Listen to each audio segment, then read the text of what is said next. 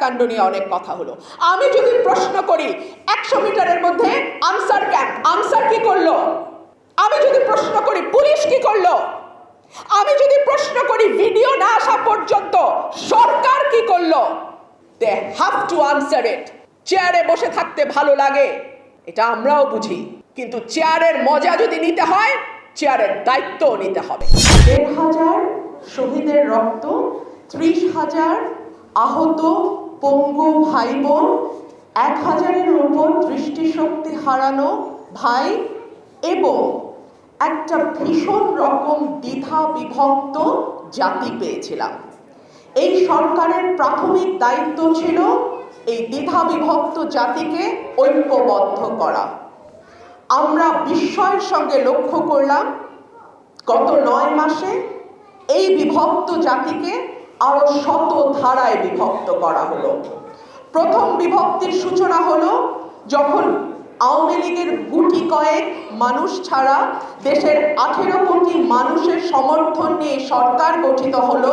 তারপর পরই আমরা সরকারের প্রধানকে বলতে শুনলাম, আমি ছাত্রদের দ্বারা নিয়োগপ্রাপ্ত এবং তারা যতদিন বলবে আমি ততদিন থাকব। না, আপনি ছাত্রদের দ্বারা এবং কেবলমাত্র ছাত্রদের দ্বারাই নিয়োগপ্রাপ্ত ছিলেন না।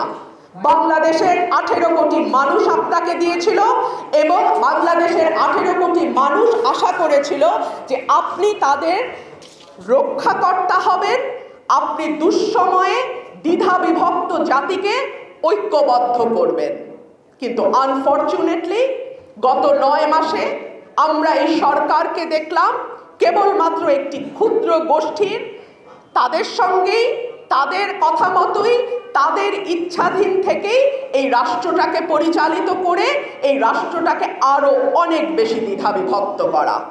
এই দেশের মানুষ সামান্য নিরাপত্তা চায়, খুব বেশি কিছু চায় না। গত 9 মাসে আমরা কি দেখলাম? আমরা দেখলাম বাংলাদেশে একটা নতুন সংস্কৃতি তৈরি হয়েছে, মবক্রেসি।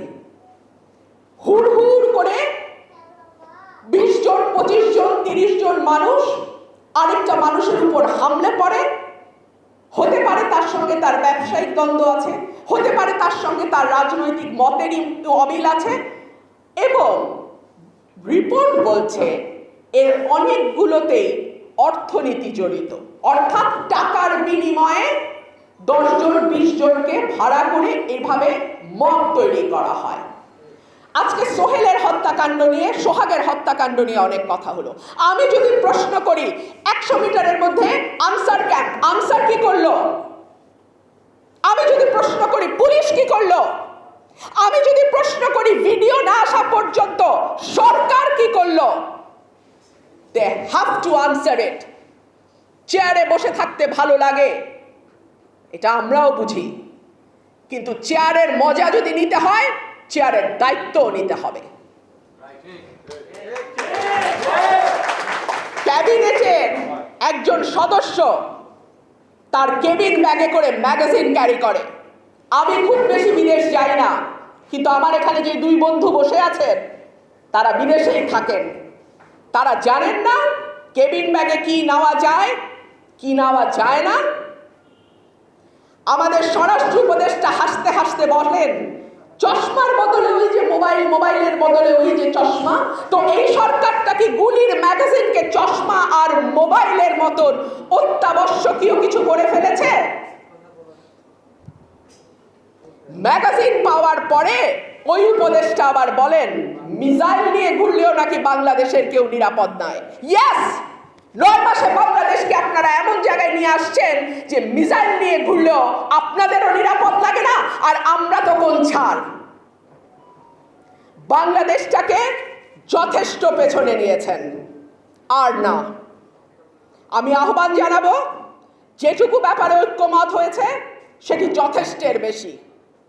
বাকি ব্যাপার আল্লাহর ওয়াস্তে বাংলাদেশের 18 কোটি মানুষ যারা এই দেশেই থাকবে, এই দেশেই তারা জন্মাইছে, এই দেশেই তারা মরবে, তাদের হাতে ছেড়ে দেন। বাংলাদেশের মানুষের ভাগ্য নির্ধারণ করার জন্য বাংলাদেশের মানুষই যথেষ্ট।